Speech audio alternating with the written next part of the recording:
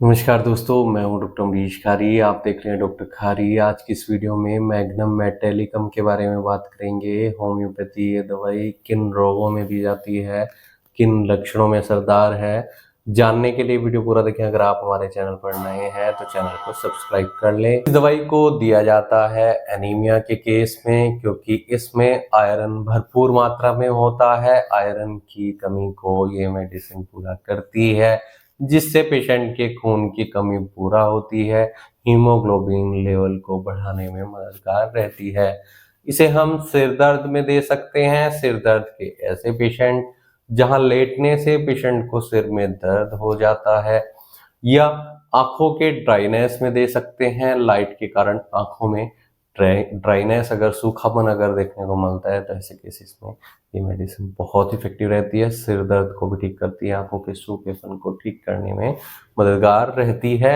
Anaemia में खासतौर पर ये मेडिसिन दी जाती है। डैम्प वेदर में अगर पेशेंट को कानों में दर्द हो जाता है और ये दर्द रेडिएट होता है, बॉडी के दूसरे हिस्से में जाता है, डैम्प वेदर में खासतौर पर कान दर्द हो, तो ये मेडिसिन ऐसे केस में बहुत इफेक्टिव रहती है। कोल्ड डैम्प वेदर में अगर पेशेंट को सर्दी जुकाम हो गई है, नाक बंद हो गया है, इन्फ्लामेशन आ गई है, या फिर पेशेंट को ब्रोंकाइटिस हो गया है, जिसके कारण पेशेंट को छाती में दर्द, भारीपन देखने को मिलता है, सांस लेने में पेशेंट को तकलीफ आती है, तो ऐसे कोल्ड डैम्प वेदर में अगर ये सिम्टम्स आ रहे हैं तो ये मेडिसिन दी जाती है। ये दवाई सोर थ्रोट में भी दी जाती है। गले में पेशेंट को दर्द हो, सूजन आ गई है और गले में चोकिंग जैसा देखने को मिलता है कि कुछ फंसा हुआ है, खांसी भी अगर आ गई है, खांसी में लेटने से आराम मिलता है ऐसे पेशेंट को, तो ये मेडिसिन बहुत इफेक्टिव रहती है ऐसे केसेस में देने से।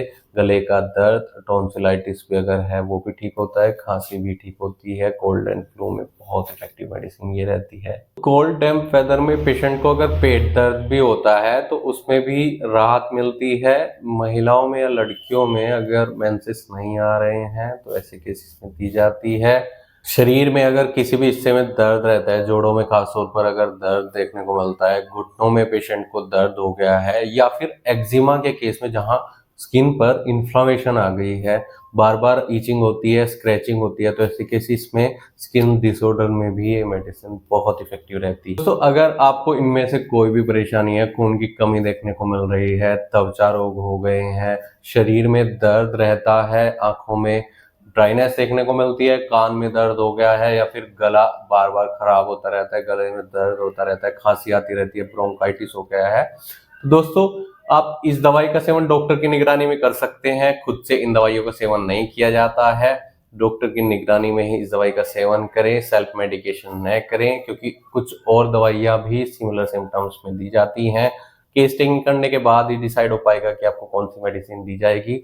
इसके लिए आप डॉक्टर से मिले, नहीं तो दिए गए व्हाट्सएप नंबर पर हमसे संपर्क कर इलाज की सलाह ले सकते हैं। वीडियो देखने के लिए धन्यवाद। चैनल को सब्सक्राइब करें और कमेंट सेक्शन में जरूर बताएं कि हमारी वीडियोस आपको कैसी लगती हैं। Thank you.